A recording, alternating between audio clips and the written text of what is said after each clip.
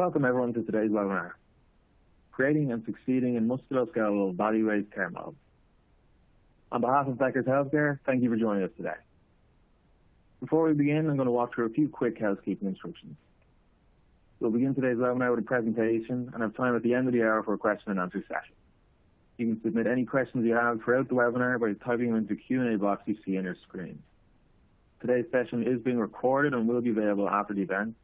You can use the same link you used to log into today's webinar to access our recording. If at any time you don't see your slides moving or have trouble with the audio, try refreshing your browser. You can also submit any technical questions in the Q&A box. We're here to help. With that, I'm pleased to welcome today's speakers. Dr. Wael Barsom is an innovative, value-driven orthopedic surgeon with 20-plus years of experience in promoting growth, performance, and leading change. As President and Chief Transformation Officer, Dr. Barsom leads HOPCO's market transformation initiatives by further aligning stakeholders continue to shift from volume-based care to value-based care models. He also oversees HOPCO's musculoskeletal service line, hospital integration, musculoskeletal specialty hospitals, quality programs, and operational teams. Prior to joining HOPCO, Dr. Barsom served as CEO and President of Cleveland Clinic, Florida, where he cultivated and transformed the organization from a $600 million single hospital system with 9 remote sites to a $1.8 billion 5-hospital system with over 40 regional sites. Dr. Jason Scalise serves as Vice Chairman for Strategy and Growth for HOPCO, playing a leading role in expanding the organization's national network into new markets, as well as integrating new positions into existing markets. Dr. Scalise also leads multiple HOPCO efforts to develop and foster new technologies that help the network and its managed practices drive efficiencies and patient value across the spectrum of care. He's a fellowship-trained specialist in reconstructive and arthroscopic surgery of the shoulder, practicing at the Core Institute. He's also past president of the Arizona Orthopedic Society and an expert in payer reform models. Dr. Barsom and Dr. Scalise, thank you so much for being here today. Dr. Scalise, I'm happy to turn the floor over to you. Okay, well, thank you so much, Alan, and thanks to the entire Becker's team who helped set up this webinar today. I think it's very timely, of course, and we'll be talking about, as the title says, creating and really importantly, succeeding in value-based care models as it relates to the musculoskeletal space. I appreciate doing this webinar with my colleague, Will Barsom, as well. And we'll just kick into things as we have only an hour, which in essence, I think will be a relatively short amount of time for a big topic. So here's the objectives. I won't read them to you, but I'd really like to get into the weeds on some of these things, because I think that'll be the most meaningful.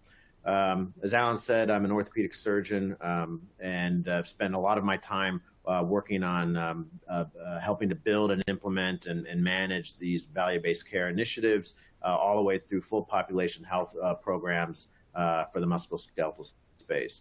But I think it's important for us to review and understand some of the model designs that have been promoted and are existing in the market, and how to really leverage your interaction with these designs and model programs to maximize benefit and result for patient outcomes and value. And there are a lot of definitions of value that we'll get into as well, because I think these are all important to how we figure out the strategies where we align payers, providers, health systems, as I think you'll see that the only really way to drive meaningful change in a sustainable way is to have as much stakeholder alignment as possible throughout these programs. So I'll kick us off, and I'll hand the baton over to Will shortly. But I thought I'd start with a little bit of background.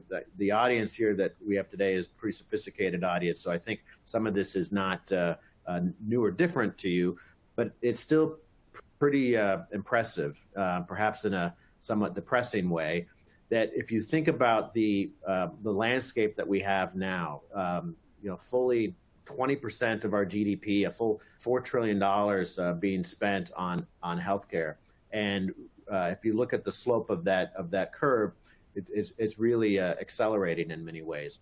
It's really unsustainable from just the amount of dollars required to maintain that level of spend, and with no sort of bending the cost curve, if you will, in sight.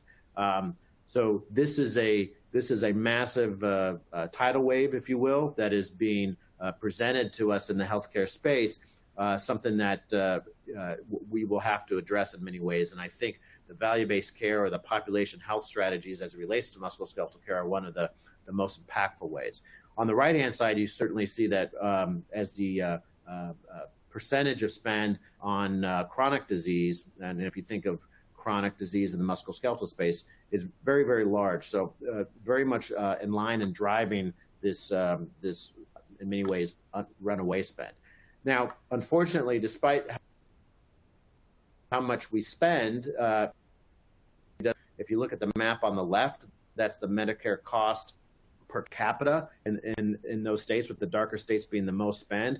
And unfortunately, on the right-hand side, the map, the darker red states are the states with the lowest quality healthcare infrastructure. So despite, and unfortunately, there's quite some overlap there. So despite spending a lot, it doesn't always translate into better value overall. In fact, perhaps not surprising, the more that we throw money at lower quality infrastructures, we just find that we have to throw more and more money at it. So this is a paradox that is helping driving that curve and helping promote some of these initiatives that we're seeing.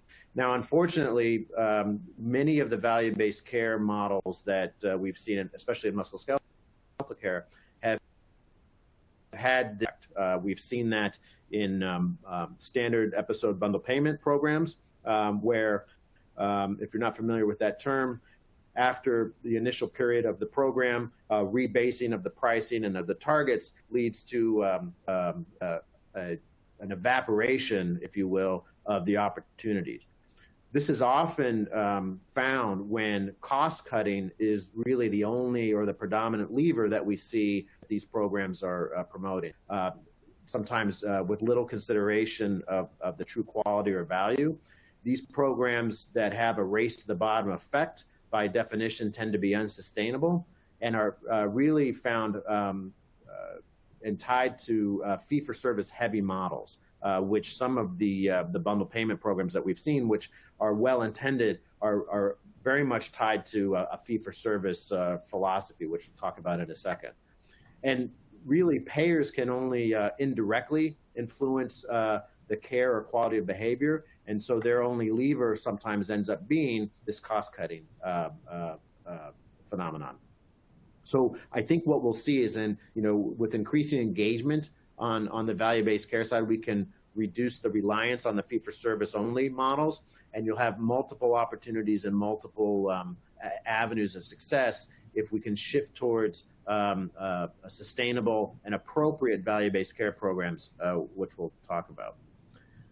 So as I mentioned, one way to think of bundles is a fee-for-service type model. We're not always sort of thinking about it in that way, but one way to think about it is a standard surgical or episodic bundle is really a higher fee for a longer service, maybe a 90-day service. But they're typically all associated with a trigger event. So a decision for surgery, whether it's a knee replacement or a spinal fusion, is the trigger event that then unlocks the opportunity to engage in the bundle. So in the most pessimistic way of thinking about it, surgeons or practices may wish to find as many trigger events, may wish to find as many opportunities for surgery in order to unlock the bundles. So it can be tied to that kind of, in the most negative sense, I suppose, and to that kind of seeking behavior as it relates to trying to unlock as many opportunities for surgery as possible. The savings potential, of course, then occur over the next 30, 60, 90 days, however the bundle is set up. But what's important to keep in mind is that that savings potential or that period of time represents a very small portion of the entire overall spend. So if you think about knee arthritis, for example, and knee replacement, really that the cost associated with knee replacement surgery over that 90 days is only about 25% of the overall cost of providing care for knee arthritis during that year. In fact, for spine fusion, it's even starker. It's about 10% of the overall cost of care. And the overall cost of care being the MRIs and the physical therapy visits and the spinal injections, all prior to that patient potentially needing a decision for surgery. So when you then think about that, if you are, in this case, saving maybe 10% in that episode, that 25% space, you're really only affecting 2.5% of the overall cost of care. And the savings potential, when applied more broadly, is pretty massive. And the ability to have providers and specialists look upstream as a way of expanding their traditional focus and looking at programs that are involved in indications, again, for advanced imaging before that patient even sees the specialist, agreed upon management across the board of non-surgical conditions, and even some of the evidence-based treatments after surgery that have, as I wrote, the durable outcomes to reduce unnecessary services, unnecessary revisions, unnecessary readmissions. That is where a lot of the opportunities exist beyond just the traditional focus of episode care, and where organizations can transition their thought into a more a population health or long-term episode, if you think of the episode, not just knee replacement, but knee arthritis, a long-term view. So to have a management platform that's built around managing the risk, it really needs to have, in my view, a number of key ingredients. You have to have the ability to ingest the data, such as claims data, to understand what's happening in a market, to be able to understand where care is being delivered, when, for which patients, and in which indications. That then allows you to identify the opportunities for savings and improved quality, all the way, ideally, down to the individual provider level. The ability to develop action plans and incentive programs to keep physicians aligned around best practices, to the ability to monitor progress and course correct with real-time feedback. Again, the challenge of getting feedback a year later about your performance last year as a provider is pretty daunting, because it's very hard to course correct in that sort of time frame. And really the ability to predictably improve quality and reduce costs across the board, not just in the surgical episode, but in, if you will, the sort of chronic or non-surgical episodes as well. So we'll go through some of these examples. If you look at program architecture, if you have, my slide didn't work the way I wanted to. Well, it was a very impressive slide that you won't be able to see because it didn't project as well. But basically, the program architecture that you want is one that you can have, as I mentioned, real-time feedback, the ability to analyze the data in such a way that programs can be aligned around best practice and quality, and the physicians that are really providing the clinical care can, in a sort of automated or self-correcting way, manage the physician behavior around best practice as physicians are in the musculoskeletal space, can be the experts around the musculoskeletal care specifically. Then they're the best equipped to provide the best pathways, protocols, and understandings around that. So I'll get into some of the specifics.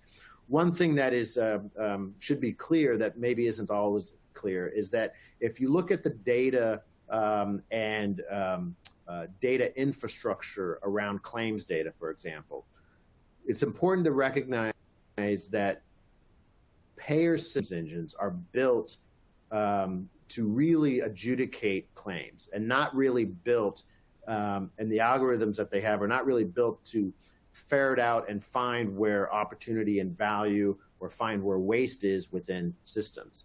So we've seen successful programs that are able to manage the risk around spend in the musculoskeletal space be built very differently. And the ability to ingest effectively all of the ICD-10 codes, all the diagnosis codes around musculoskeletal care. There's about 26,000 ICD-10 codes that are associated with musculoskeletal care, whether that's a diagnosis of ankle fracture or low back pain or neck pain. That entire continuum represents about a third of the overall spend in healthcare. So it's a very large number. These systems now can ingest the historic claims data for a region, a market, or a large employer, for example, and then through a very intricate series of filters and checks and balances, not only normalize and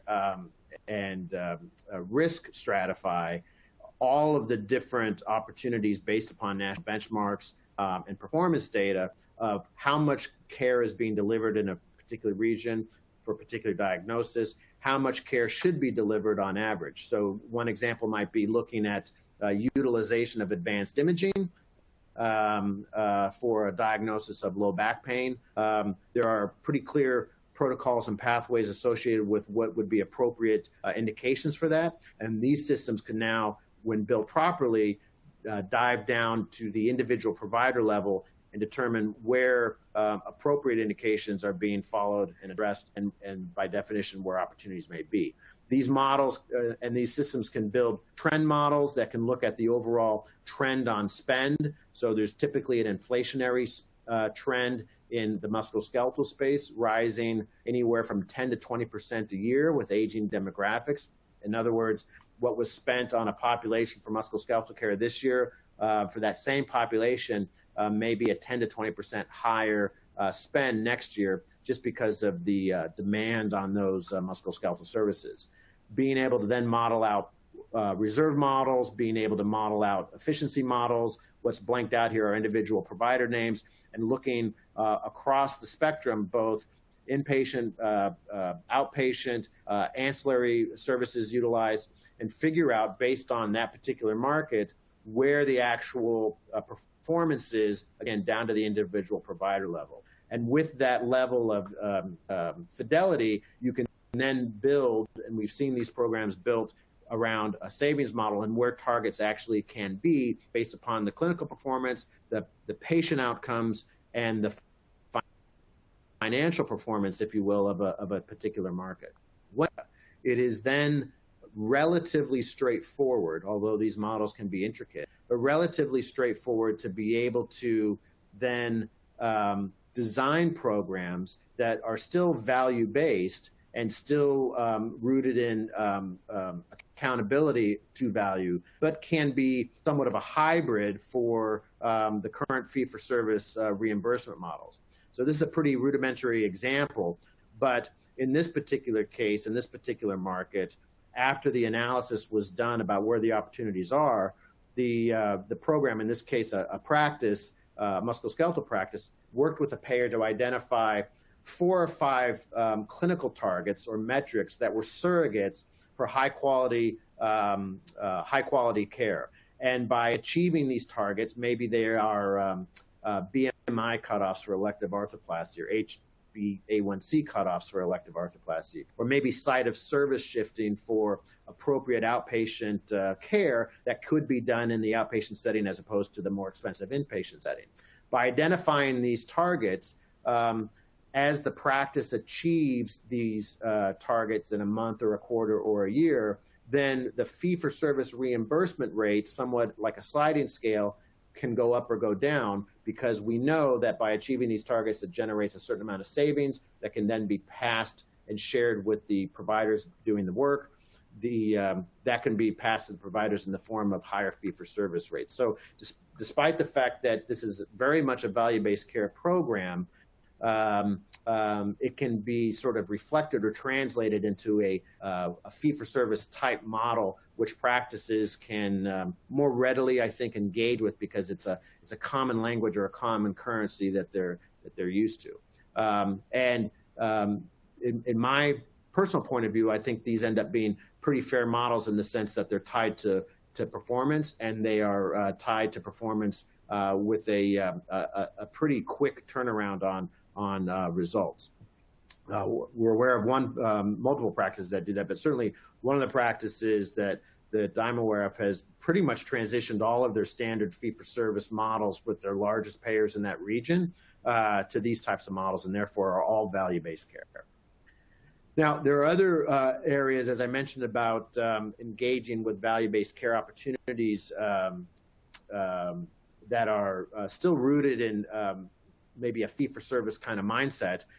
In this chart shows a couple of examples of site of service optimization. If you look on the far right two columns, the acute care hospital 1 and 2, these are the reimbursement rates for those community hospitals, different hospitals, but two examples in a particular market for a lower extremity arthroplasty. And you can see in the red the physician payment per case, the professional fee on the far right being the same, about $2,400. But as those cases, assuming that they're clinically indicated and clinically appropriate, can be shifted to the outpatient space, you can see the outpatient reimbursement for that facility is much less, of course, than the standard tertiary or community hospital. And you can see the delta by even doubling the professional fee for the surgeon. There is still substantial savings for the overall plan and the overall spend. Those savings can then be passed down to the level of the patient with lower premiums, as of course commercial payers have restrictions on the amount in their MLR that they can retain. The point being is that these types of models can then be designed to incentivize and to align appropriate physician behavior for the appropriate indicated patients for the appropriate timing and the appropriate setting, and still at the same time provide substantial savings across the board. One other thing that I think these types of programs can unlock are the ability for physician organizations, for example, to engage in other service lines that can help reduce what would otherwise be unnecessary utilization. So I've used this example of a bone health program. A patient with a fragility fracture presents a compression fracture or a distal radius fracture or a hip fracture, would undergo if indicated, their appropriate surgical treatment. They could even be part of an episode bundle, a bundle for hip fracture, as we've seen designed and deployed in certain markets, and then they have their surgical recovery. At the same time, that same patient can be enrolled into a bone health program that the organization has launched that will help ideally lower the incidence of a secondary or a third fracture. We know that the appropriate management of patients with fragility fractures in a proper bone health program can very much do so. It increases adherence for those patients in those types of programs and offsets what would otherwise be an unfettered overutilization of perhaps unnecessary surgical or medical services down the road.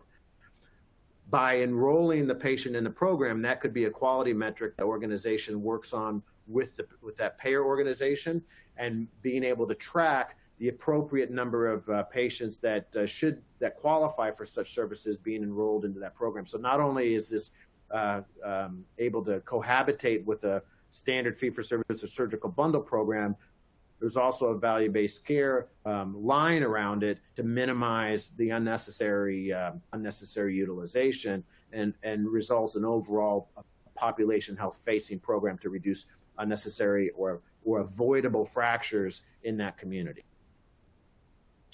So I might, just in the interest of time, hand it over to my colleague Will Barsoom to talk a little bit about that concept of the trend, the overall year-over-year inflationary trend in healthcare, and how it's important to be able to understand that and manage that as well. Thanks, Jason. Appreciate it.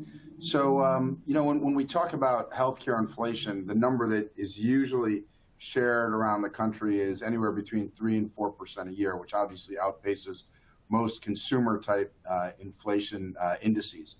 It's interesting, though, that in several areas like cardiac care, for example, we've seen a deflationary rate. And the reason for that's fairly simple is we've improved medical management of heart disease. We're seeing fewer and fewer open heart surgeries, for example.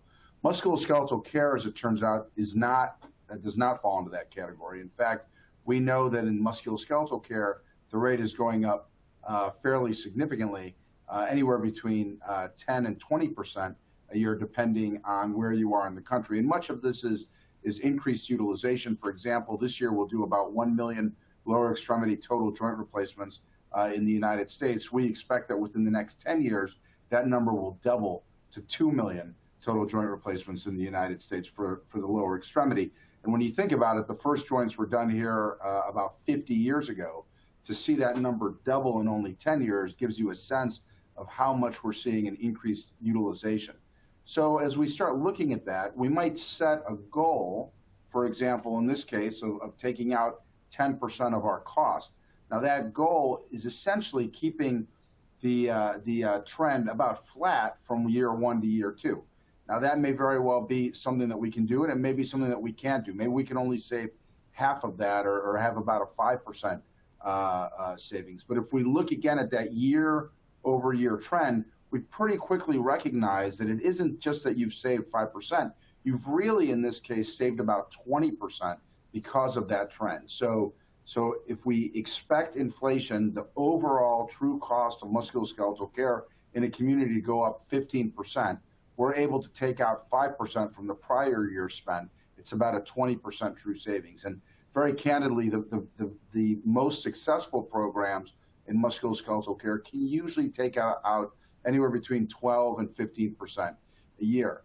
So I think you got a nice sense from Jason about, what this move from fee-for-service care to value-based care looks like in musculoskeletal care. But, what are the pieces of the puzzle that we actually need to really make this work when we start thinking about total cost of care? So beyond the surgical episodes, which I suspect everyone is very comfortable with through programs like CJR and BCPI, but actually taking risk on all of the musculoskeletal care that's provided in a community, whether it's injury care, whether it's preventative care, whether it's lower back pain that's non-surgical, all of these things. So we've touched a little bit on the platform that you need. We've talked a little bit about quality review and capabilities. We've talked a little bit about the operational execution and consistencies there. But, how do we really get there now? Well, clearly you need data analytics to be able to track performance and trends.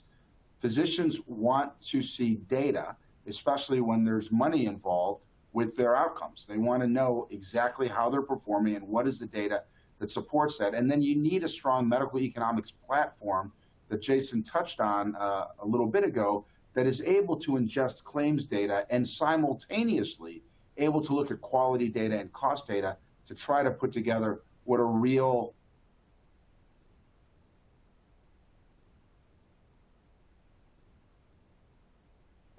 savings is, or a real. So for us, we really look at this as a very structured approach that is meant to be very transparent, people, governance, and standards. So from a performance perspective, the transparency is key. We use dashboards with key performance indicators. We'll set quality metrics in advance.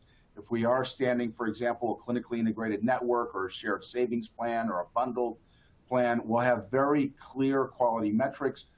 We will coach. We will share data. In terms of people, we work very hard to establish a culture around value-based care, around understanding the importance of quality and cost as you're making decisions as a healthcare provider. And that doesn't just mean for the orthopedic surgeon or the neurosurgeon or the neurologist or the pain management doctor. It means the whole hospital team. Is everybody really pulling in the same direction? Do you have a true service line transformation team? And you might say, well, what is that? If you look at the very best specialized care programs in the country, you recognize pretty quickly that they have specialized teams that are focused, whether it's cardiac care, cancer care, musculoskeletal care. That high attention to detail clearly makes a very, very big difference. You need a clear governance structure with a steering committee. When you have true clinical integration, you need clinical committees, quality and operations committees, finance committees that determine how do you actually give bonuses or incentivize clinicians? You need some level of IT integration. It doesn't mean that everybody has to be using the same electronic medical record, but you ought to be able to get meaningful data out of an EMR, help guide your program around quality and cost. And finally, standards, right? This is, I think, for many groups where the rubber meets the road. Are the clinicians and the hospital systems willing to adopt standards around inpatient care, order sets, policies, procedures, true clinical pathways that are based on peer-reviewed data, and then have a quality incentive program that allows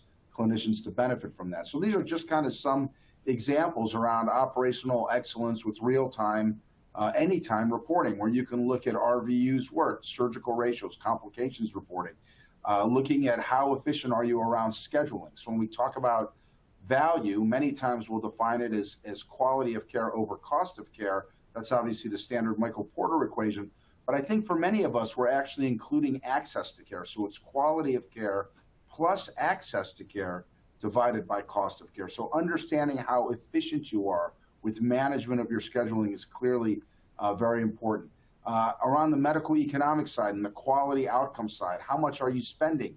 How much are your colleagues spending for the same diagnosis or the same procedure? And what are your outcomes compared to their outcomes? Are we appropriately managing our revenue cycle? And then finally, what is the financial performance of a practice, a hospital, or on the payer side to ensure that, in fact, we are truly delivering on that value equation as well as we possibly can? Many of these things all come together for a clinician in as simple a process as utilizing your cell phone, right? If we can get you alerts on your cell phone, if we can get clinicians automated reports and dashboards on their cell phone to make it as absolutely as easy as possible for them to be kept up to date on some of our data. Looking at quality and complications tracking. How are you performing in, again, a very transparent way compared to your colleagues? And then using things like alerts saying, hey, you're scheduling this patient for a knee replacement, but their BMI is 52 and their hemoglobin A1C is 11. Shouldn't this patient first be seen by an endocrinologist, or shouldn't this person first be seen by potentially a weight loss specialist or a nutritionist before scheduling them for surgery? Again, all based on good data. Then putting together surgeon-driven order sets where we'll come into a market and work with the local surgeons there around creating clinical care paths, protocols, pathways, and order sets that everybody buys into. But once you buy into it, we actually hold you to utilizing those order sets when it comes to earning quality bonuses and incentive bonuses. And I think that's a very major key. And many of these are through the utilization of active care plans. So those care plans will help determine where is a patient best managed, how is a patient best managed. It shouldn't be, in the world of musculoskeletal care today, that if you see one knee replacement surgeon and you see a different knee replacement surgeon with the same history, that you get two different pieces of advice. You ought to be getting the same advice regardless of who you see. The same in the sports world, the foot and ankle world, the upper extremity world. And then following these clinical care paths, we're introducing more science to the delivery of musculoskeletal care and making it a little bit less of an art. Now, I won't lie to you, clearly that can be seen as a threat to some, but the reality of it is we recognize that it is the right way to better manage patients. And patients that are undergoing a procedure or surgery ought to be managed through a care management program where case managers are assigned to those folks to ensure that they are optimized before surgery, that their surgery has gone smoothly, and that things are going as planned. And through that process, you can frequently take out a lot of costs in terms of post-acute care and even care when the patient goes home and they just don't know what to expect. So when we do this, it's important to engage with subject matter experts to understand, what are the opportunities in a clinical care path? Should every patient with knee arthritis have a trial of physical therapy or injections or whatnot? Should they all have, advanced imaging like an MRI? I would argue that they shouldn't, right? As a hip and knee replacement surgeon myself, I can tell you a patient that comes in with a 30-degree varus knee and a 20-degree flexion contracture, that patient is going to need a knee replacement.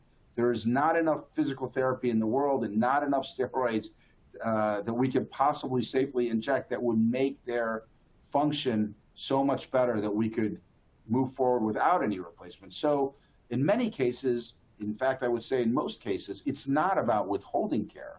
It is about giving the appropriate care to the appropriate patient at the right time in their treatment protocol. Now, once you've established this runway around appropriate practices that are engaged with the model, hospital partners that really are driven around value-based care, a payer that understands, the real push here towards value-based care and is truly acting as an advocate for their customers or our patients in terms of taking out costs and improving quality, which, by the way, I think most payers really are trying to do. Once you have that, then it becomes very important to share, again, in a transparent way with the clinicians the care that they're providing and how they're doing in terms of meeting their goals. So this is kind of an example around a specific market that we're in, around the quality metrics that we may have chosen in that market, and it gives you a sense, are the clinicians adhering to protocol? The goal is not 100%. We recognize that there will be exceptions to the rule where a clinician might say, look, the protocol, although is sound and is the right thing for most patients, is not the right thing for this patient. So we do kind of set a goal of 85%. Order set compliance, same thing here. There may be exceptions to the rule where the standard set of orders isn't right for a patient, so we'll set that in there. We are looking at readmissions, and these are case mix adjusted, observed versus expected. How are you doing there? Are the medically appropriate outpatient cases being done in an outpatient site, or are they still being done in a hospital? This is a huge opportunity for not only taking out costs, but very candidly, improving the experience that patients get with their procedures. So all of these things end up coming into play, and eventually you want to get to the point where you're really looking at the episode cost of one clinician relative to their peers and the outcomes of that clinician relative to their peers. That's where we eventually want to get. This is just another example here of a physician scorecard. In this physician scorecard, you can kind of get a sense here for how many patients were done, how many were done in an outpatient scenario versus an inpatient scenario, what their order set compliance is, and then eventually how that led to a bonus for that patient. So this is a nice example here of a clinically integrated network that took full global subcapitated risk with a major payer in the Phoenix area. This was about 114,000 lives. You can see there from January 16 to July 16 what the trend in the spend for musculoskeletal care was. It was anywhere from 10 to 15%. The decision was made to launch a clinically integrated network there right after July of 2016, and some education then started for a 6-month period. January of 17, the network launched, and you can see just through the educational process, we were able to start bending that cost curve and bringing down that trend. And then over the course of the next 2 years, we actually got to a deflationary rate in the spend for musculoskeletal care. The only time that we're aware of that this has been seen in the United States. And again, this was with about 114,000 lives. This is a nice example here. I'm going to show you a Medicare Advantage savings plan and a commercial savings plan. Again, you can get a sense here for the number of member months that were involved, and just take a look over the course of time how much we're able to save. In the first year, it was about $200 per member per year. By the second year, $323 per member per year. And by the third year, $400 per member per year. So over time, you ought to be able to build on the successes from the prior years and actually take even more cost out. Here's a commercial plan, and in the first year of this commercial plan, we were able to take out about $227 per member per year. So again, you can imagine as these plans get bigger and bigger, these become extremely meaningful numbers. So in conclusion, I think it's important to recognize that the goal here is not a race to the bottom, but actually a race to value. And again, defining that value as the quality of care, the access to care, all divided by the cost of care. And again, I think folks that are leaning into healthcare and leaning in to the value-based ideas that we're talking about here will stay ahead of the curve and actually can end up being leaders in their community in these areas. When push comes to shove, physicians don't have the luxury to focus only on the clinical care aspect anymore. We have to be thinking ahead in terms of, how do we help lead in this move towards value-based care, because ultimately it is the licensed independent practitioners, whether it's a physician, whether it's a physician assistant, whether it's a nurse practitioner, a chiropractor, a podiatrist. In many cases, it is us that are driving the cost of care, and in many cases are driving the quality associated with that care. So it's not really, it isn't a luxury anymore to just think about the clinical care aspect, but you have to think about the financial, what it means financially down the line when you make a decision that affects a patient. And then a very real benefit we have is the ability to use the clinical expertise of these wonderful clinicians to advantage and to our advantage, and to identify opportunities and then to design solutions for those opportunities, which I think, again, is different for most clinicians who haven't really thought about things that way.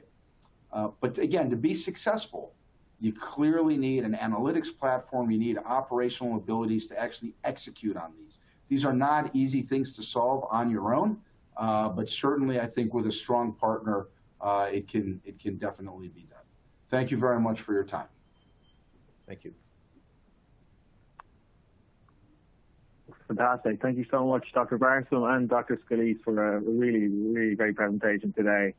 So we'll now turn it over and kick things off with the Q&A section of this webinar. Don't forget, you can submit any questions you have by typing them into the Q&A box you see on your screen. We've got a ton of great questions coming in at the moment, and we'll make sure we'll get through as many as we can today. So to kick things off with the first question of the day, one audience member asked, have you any recommendations for digital platforms for outcomes or patient tracking? So again, that was recommendations for digital platforms for outcomes and patient tracking. Sure, I'll start on this one.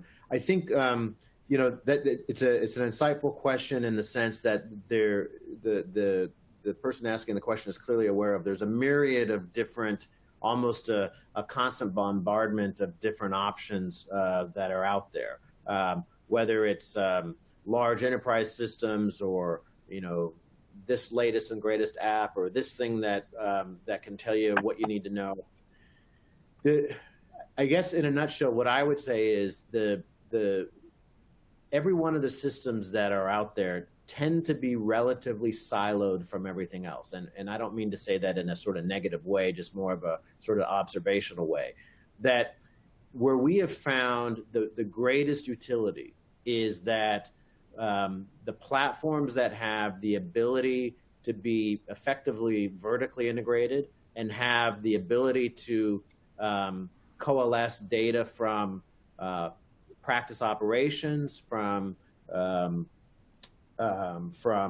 insurance claims data, patient-reported outcomes, hospital functionalities. In the true value-based care or population health arena, having all of those data points going into whether it's a common data warehouse, that's kind of the approach that our organization has taken to coalesce all of that data into a common data warehouse so that we can not only answer the questions and different questions that we couldn't answer before, but important to me is the ability to ask different questions that we weren't really able to ask before because of the ability to have the information of how a patient might be performing or their perception correlated in a pretty seamless way with all the other data points, and to recognize how might claims data or utilization data be affected by certain attributes or programs that you might have not think would be linked. So it's somewhat of a long answer to a short question, but I think as you're looking for platforms, the ones that are the most integrated, the ones that can combine that, which in many cases we've seen them to be custom built, to be able to give you sort of a great sort of consolidation or mosaic view of the entire happenings around patient performance, physician performance, practice performance, hospital performance. Got it. That makes sense. So, in essence, a vertically integrated network that has the ability to coalesce all those data points that you just pointed out. Perfect. So jumping into our next audience member question, given that most payers have their own medical policies that all differ even for the same procedures, how do you integrate your care pathways and clinical guidelines with all of those varied policies, if at all? Sure, I'm happy to take that one, Alan. So, it's interesting. If you look at a payer, many of our payers are national payers, but differ depending on the plan that you have, or even the state that you're in, or even the county that you're in. This really is a question around utilization review and utilization management. And I think if you talk to forward-thinking payers, they will tell you that they would love to see utilization review become less and less of an issue and become minimized. It's truly an expense to them. So I think, number one, we will eventually see better software interfaces between electronic medical records in the physician office that are integrating with maybe, there are now startup companies that essentially automate utilization review, so that when you are scheduling a patient for surgery, they'll make sure that you've ticked off all the boxes. If you have a United Healthcare plan or a Florida Blue plan that requires, A, B, and C before scheduling a patient, they'll make sure that you've done that. So we're starting to see that in a more automated fashion. But the other comment that I would make to this, Alan, as we drive more and more towards value-based care, is that ultimately, when you are, in fact, taking risk on the musculoskeletal care of a patient, an insurance company will eventually get to the point where they're not going to manage your care for that patient. They're not going to tell you, no, you can't schedule this patient for a knee replacement, because they know that you are subcapitating the risk. So you are actually part of the group that's paying for that knee replacement, if that makes sense. So we recognize that in a true fee-for-service world, the role of the insurance company when it comes to utilization management and utilization review is maximized. In a true population health world, where you're taking risk on the musculoskeletal health of a patient, the utilization review and the utilization management becomes minimized. So the short answer to the question is, we're seeing more and more software platforms that are helping to automate this. The longer and candidly more interesting answer to this question is, when are we going to get to the point where we require less utilization review, because the decisions made by the clinician have a responsibility that is borne by the clinician? Got it. That makes sense. Thank you so much for walking us through that, Dr. Barson. Next question, we'll jump right in. This should be an interesting one. We are a large private practice that works out of 4 states and 60 facilities. Our biggest struggle is to identify and manage trauma patients. Can you share any information on how you have seen this done over a large number of facilities in different health? Sure. It's a good question. It's a challenging part of care to optimize, for sure. You don't get to pick the timing of your trauma patients or the timing of optimizing trauma patients, and by their very nature, it can be a tough population to get your arms around all the time. That said, I think the principles are still the same. The way that we've seen successful organizations and help successful organizations manage around the trauma space is to have as much clinical consistency and guidance around best practice as possible. So not every trauma patient or every trauma case is the same, but they tend to be more similar than different. And an analogy might be, treatment of musculoskeletal oncology or musculoskeletal tumors. A musculoskeletal sarcoma can be a complex diagnosis and a complex case, but there are still standards around that. And so making sure that the care around trauma care, timeliness, appropriateness of care, the programs that work the best and have been proven to work are utilized and implemented as much as possible can very much narrow the error bars around what would otherwise be sort of the fuzziness of quality, value, and spend. Will you ever be able to fully optimize it and make it 100% efficient? Perhaps not. But the goal would be somewhat of a false goal to try to do so. The goal is to try to optimize as much as possible that level of the care, and recognizing that so much else in the rest of the healthcare space, in the musculoskeletal space, has lots of opportunity for improvement too. That there will still be those same side benefits for even the trauma space. All right, thank you, Dr. Scalise. Next question asks, do you have any recommendations for patient selection methodology? Sure, I can take that question. Oh, go ahead. Were you going to say something, Jason? No, I was going to ask just to clarify because I didn't hear it. So it sounds like you heard it. Yeah. Yes, my apologies. Do you have a patient selection methodology? Yeah, so I think that it's obviously a pretty broad question. What I would say is there's clear data around that is supported through predictive modeling, for example, that can clearly predict what patients are most likely to have complications, most likely to have increased costs associated with care, most likely to be readmitted. So I'll give you a couple examples. Patients with a hemoglobin A1C of above 7.5 or 8, depending on what you read, we know have much higher risks of infections. Now, we don't necessarily know that we can get everybody that is diabetic to a hemoglobin A1C below that number, below that threshold, and it doesn't mean that you should withhold their surgery if you can't, but it does mean that you ought to still optimize the patients. You know, anesthesiologists talk all the time around the fact that we don't, quote, clear patients for surgery, but what we will do is we tell you what their risk is with surgery. It's the same thing here. As the surgical provider for care, it is to a large degree your job to make sure that your patient is medically optimized for the procedure. And once you get them optimized, to have a very candid conversation with them around what their risk is. There are patients that we know are very high risk patients for surgery. A hip fracture I actually did a hip fracture in a 101-year-old not that long ago who was a fairly sick patient. We knew that was a high risk patient, but we also knew that if we didn't operate on that patient, they likely would have ended up dying within a few weeks of either pneumonia or a DVT. So we took the risk to do the procedure. The key is to understand the risk and to have a clear, open, transparent conversation with the patient around that, what that risk is, and to do everything you can to make sure that the patient is optimized before surgery. Thank you for walking us through that. And Dr. Barton, I think we've got one question you might be able to help us with in terms of site of service. In terms of site of service, what is the contractual rate compared with the savings?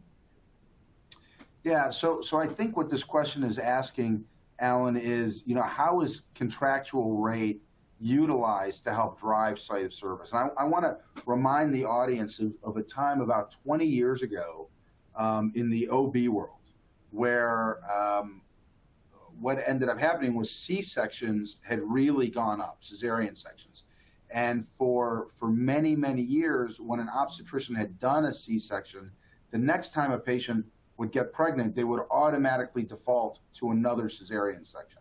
So what the insurance companies did, which was actually quite brilliant, was they ended up paying the physician a higher reimbursement for VBACs, vaginal birth after cesarean. So instead of saying, okay, let's just default to another C-section, which is going to be a high technical cost procedure, it's happening in a hospital, in an operating room, it's expensive, we'll instead pay the obstetrician more to do a vaginal birth if in fact it's safe. So this is the same type of thing that we're seeing today, where we are seeing insurance companies that are recognizing that the overall cost of care for a procedure done in an ASC, if in fact it's safe to be done in an ASC, can cost so much less that they're willing to incentivize the physician, the surgeon, to move that patient, to move that case to the lower cost site of care. So instead of getting a $2,000 check, the physician might get a $3,000 check, but the overall technical reimbursement may go from $30,000 or $40,000 or $50,000 to $20,000. So the overall cost is significantly less. So that's, I think, how we're starting to see the use of reimbursement rate helping to direct care into lower cost sites of care. Got it. That makes sense. Thank you. We'll jump into our next question. How are you collecting this predictive modeling information and implementing an effective workflow? Are they asking software-based applications, in-office, via care coordinators? What is the most effective and cost-effective to understand these risks ahead of time? Yeah, so, well, I'll tell you maybe the best way to answer that is, or the shortest way to answer that is, I can tell you what we have done. So to your point, we recognized early on that one of the single largest bifurcations of cost in the surgical setting for lower extremity arthroplasty was whether the patient went to a skilled nursing facility or was able to go home.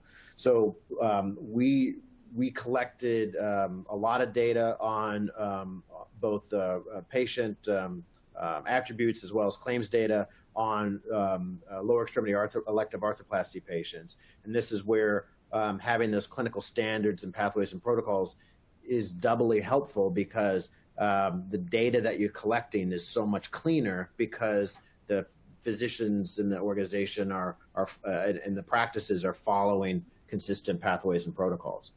We then built a regression model based on a series of questions that would be asked of the patients, and a series of sort of preoperative attributes, how far they could walk, and even their hemoglobin level, as an example. So 3 to 4 weeks prior to surgery, these questions would be asked, and there's some of these scorecards that have been published in the literature about this. But what's key about understanding how the flow of that works is that by the time those scorecards are published, certain things may change in the way that patient perceptions, certain postoperative pain modalities, patient expectations, that 7 to 10 years after that report or scorecard was published, it may be very outdated. And it may not be, in fact, we've shown that it doesn't always apply for patients in the Midwest and different patient expectations, say, in the Southwest. So that regression analysis was able to predict in a preemptive way which patients would be able to likely go home and which patients would perhaps require a skilled nursing facility. We then take it another layer further, and through our statistical analysis can refine that. And we are also able to give the caregivers at the hospital, the nurse navigators, that predicted score, so that we can monitor their performance as well. If one nurse navigator is sending everybody to skilled nursing facility, despite the fact that the scorecard suggests that a lot of these patients could go home, we could then help intervene and maybe provide better education for the implications of that. Furthermore, as we're collecting the true outcomes, unlike just a pure sort of software company, we actually have all the clinical outcomes too. We can then feed back what actually happened with those patients back into the data set, and that regression analysis constantly refines what was expected to happen, the predictive modeling, and what actually happened. To the point, just as one example, we eventually eliminated the data point request for preoperative hemoglobin level, because it didn't seem to be correlative or truly predictive of the actual outcome, and made the data collection that much easier. So the short answer to that is, I think you do, to get to a refined model, you do need lots of data. You need a significant amount of infrastructure to be able to accurately predict and sift through that data in a way that then can provide a meaningful result back to the caregivers that they can implement pretty quickly. And we have found that that's been even some of our hospital partners that we work with use those systems to be able to have a 3 to 4 week forecast on the flow of patients and what resources will be necessary. And importantly, what interventions can we take 3 to 4 weeks prior to surgery that can shift that need for a patient to go to a skilled nursing facility, maybe to go home. We can do the same for spine surgeries, for all sorts of other types of disciplines. Gotcha, thank you. And just a quick note, thank you so much for all the questions that we've received so far. Try and get through as many as we have time for. It looks like we might have time for just one or two last ones. So before we wrap up, one last audience question comes in. Do you have any recommendations on key drivers or quality outcomes for outpatient care? Traditional readmissions OE is widely accepted, but has limitations as we shift more and more care to the same-day discharge or outpatient settings. So I think there's a couple of things that we look at. Number one, one big driver is how many patients in your ASC end up being transferred to a hospital. So that's actually a major KPI that is looked at not only at the ASC level, but also in most cases at the state level to ensure that you're doing the right cases in the ASC. The comment I would make is, this again comes down to a lot of predictive modeling, things like Elix-Hauser Comorbidity Index, Charlson Comorbidity Index, ASA classification in terms of who ought to be done in an ASC. If you look at most surgical complications in orthopedics, very few of them actually occur on day one of surgery. So the truth of the matter is doing the procedure in a hospital, for that first night of care in a hospital setting is probably not that protective.